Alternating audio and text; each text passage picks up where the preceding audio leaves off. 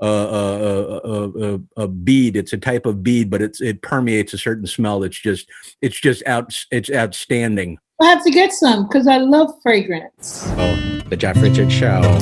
Oh, how three-dimensional depiction is illustrated on a two-dimensional surface. So things like art and drawing and painting and music really give you a deep thought. I was like freaking out, you know, I had toothpaste in my mouth and I spit it all over the place. It's so good to have you here, man. How you doing? Jimmy, it's great to see you. I amp up the mushu. I say, give me more mushu. And maybe I'll eat you. What would that cost? I'm ready. So what do you like to eat? What do I like to eat? My age, I like to eat. Yeah. I'm okay. I'm all right here. Yeah? You the producers of the show tell me that you've been quarantining. You sound great. You got...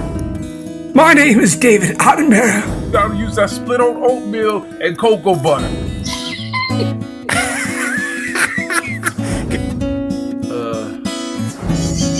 You ready? Anyway, I want to get all the way to that.